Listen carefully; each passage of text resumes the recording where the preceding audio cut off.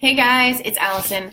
So today I'm going to revisit an old blog post because I've seen this pop up in the Facebook group a little bit more lately. This um, I would phrase it as like unrealistic expectations, maybe, which I think that we're all guilty of, and I think expectations are usually what make us pretty miserable. So with the unrealistic expectation that either we're going to be full in our first couple months or our life is going to look a particular way. So for those of you who are in your first year or about to start your first year, I want to go through the first part of what to expect in your first year. I would say one of the most important things is imposter syndrome. Like, I know it's not what anybody wants to hear, but I still have imposter syndrome sometimes, whether it's my business skills, whether it's my clinical skills, and that sense that somebody might someday realize that you're subpar is pretty terrifying. And the idea that maybe the success that you've had thus far is luck, pretty common. Like, I would love to say that that this is not one of the most common things I see in that first year of private practice, but I'd be a total liar. This is definitely a thing. Another thing I see a lot in the first year is this boom and bust. So sometimes people will get a flood of calls, like they'll really put a lot of work into marketing and they'll get a flood of calls and then it's crickets. And in the early months, that's kind of how it is sometimes. You're more likely to have those booms and busts. It does level out over time. There are probably going to be some consistent times that you see fewer clients. Like I don't work the last 2 weeks of the year because the holidays make it a little bit crazy. And my clientele, like the new people at least, are very much like, I'll start on Monday, I'll start on the 1st, I'll start, like they like the deadlines. A lot of people have slower times in the summer. I work with eating disorders. That doesn't happen for me, but it does sometimes happen for other people. Another thing I see in that first year is this like optimism, pessimism roller coaster. You get a call and you have a new client coming in, and this elation, this thrill that happens can very quickly become this fear that you're going to fail. I see that a lot. And that can happen within the same hour. It's just this crazy roller coaster. I also see a ton of comparison in this first year. In the Facebook groups, people will be like, I started my practice 2 weeks ago and I'm full. And that's great for them, but I want you to know that that is not something most of us experience. If you're going to compare yourself, which you are because you're a human being and that's what we do, I think to just keep bringing in as much self-compassion as you can. Another thing I see a lot is getting stuck in scarcity mode. So there's a lot of work on the front end before you really start booking clients, and that can feel really, really terrifying.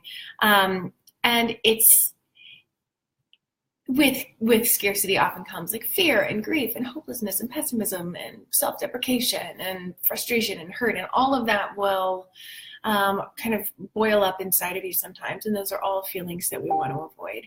So just be aware of getting stuck in scarcity mode. And FYI, tomorrow we're going to talk about what to do with each of these things. Another thing, so I'm just normalizing right now. Another thing that I see a lot is learning things the hard way. And for me, that's not just the first year. I kind of insist in life on learning things the hard way for some reason. I don't know why. You can warn me all day long not to do something, and I'll be like, well, we'll see. So this entire business came from the desire to save people from learning the hard way like I did. Like, that's why I'm doing abundance, because it sucks. Another thing I see is that some therapists are assholes. Like, let's be honest. Some of them are going to tell you nobody succeeds in private practice. Some of them are going to tell you you won't succeed in private practice. And that's because they're stuck in their own scarcity mindset. They don't know in their bones that there are plenty of clients to go around like I do. I'm clear. I've seen it all over the world. There are plenty of clients for all of us. But that kind of attitude around you a lot can really negatively impact you a lot.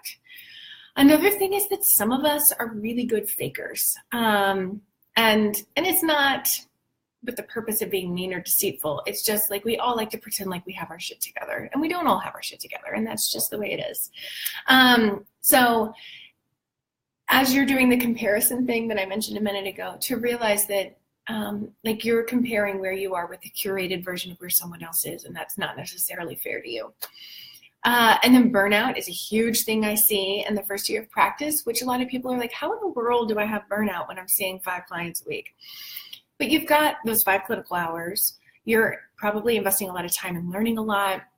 You're spending time with new systems, new business stuff. You're staying on top of your clinical skills. You're reassuring your mom that your business is growing. You're reassuring yourself that your business is growing. You're doing paperwork. You're using all your frustration tolerance skills. You're networking. You're overanalyzing every networking experience. You're brainstorming. I mean, like, there's a lot going on in that first year, even if you're not doing a whole bunch of clinical hours every single week.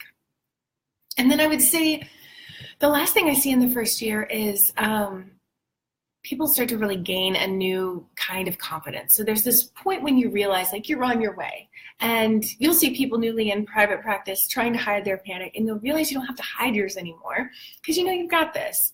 It may hit you one day, or it might be more of a gradual knowing. And it's like, it's kind of like when you stopped worrying about what you were going to say in session. Like, all of a sudden you just figured out you can be present and use the skills that you've learned and practiced for however long. So I know that that first year's super rough. Obviously, like, the confidence piece is really the only thing out of the list that I just gave you that anyone would sign up for on purpose. And I will say, I was actually having a conversation with my friend Jane Carter yesterday that's going to be on the podcast this month about how much more confident we feel now as human beings because of being business owners, even though there have been some really painful moments. So if you're in this first year, I want you to know all this stuff is normal. If you want some help, we've got the Abundance Party, which is awesome. It's got courses to give you all the education you need to have a successful practice. And then it's got an amazing community full of people who are genuinely interested in caring about one another's success. So that's got its own small private community. You can check that out at abundanceparty.com and see if it's a fit for you. And otherwise, tomorrow we're going to talk some about, like, what to do with all of this. So, all right, cool. I will talk with y'all later.